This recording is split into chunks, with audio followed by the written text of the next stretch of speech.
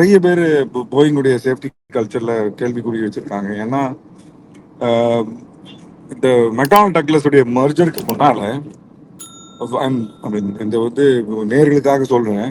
McDonald Douglas and போயிங்க்கு மர்ஜருக்கு முன்னால production, இந்த aeroplane production டைம்ல வந்து ஒரு ஏரோப்ளேன்லயும் 7 to 8 சேஃப்டி ஆஃபீஸர்ஸ் இருந்தாங்க.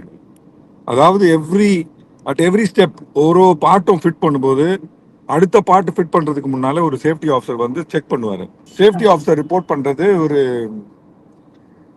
Reports to a person who looks after safety. ஆனா இந்த மர்ஜருக்கு அப்புறம் 7-8 பேர் இருந்த இடத்துல ஒரே ஒரு சேஃப்டி ஆஃபீஸர் தான் இருக்காங்க இப்போ. ஸோ அதனால தான் இந்த சேஃப்டி ப்ராப்ளம் வருதா அப்படின்னு ஒரு கொஸ்டின் மார்க்கும் நான் I am not asking this question. இந்த கொஸ்டின் போயிங் எம்ப்ளாயியே கேட்குறாங்க.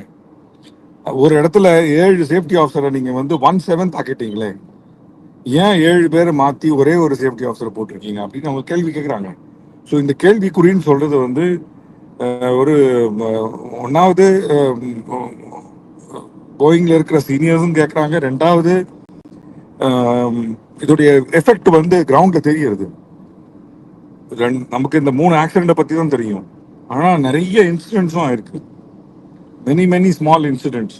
நான் சொன்ன மாதிரி இந்த லித்தியம் பாலிமர் பேட்டரி ஃபயர், அது அந்த மாதிரி நிறைய இன்சிடென்ட்ஸ் ஆகிட்டே இருக்கு. இது வந்து போயிங்குடைய கல்ச்சர்ல கிடையாது. 10-12 வருஷம் முன்னால போயிங் இந்த மாதிரி இட் வாஸ் ஒர்க் ஹார்ஸ். அந்த குதிரை மாதிரி ஓடிக்கிட்டே இருக்கும். மெயின்டெனன்ஸ் இஷ்யூவே கிடையாது. அந்த மாதிரி ஒரு நல்ல ஏரோப்ளைனா இருந்தது வந்து இப்போ இந்த காலத்துல வந்து இந்த மாதிரி ப்ராப்ளம் கொடுக்குதுன்னா அதுக்கு என்ன ரீசன்? அந்த ரீசன் வந்து போயிங் பார்க்கணும்.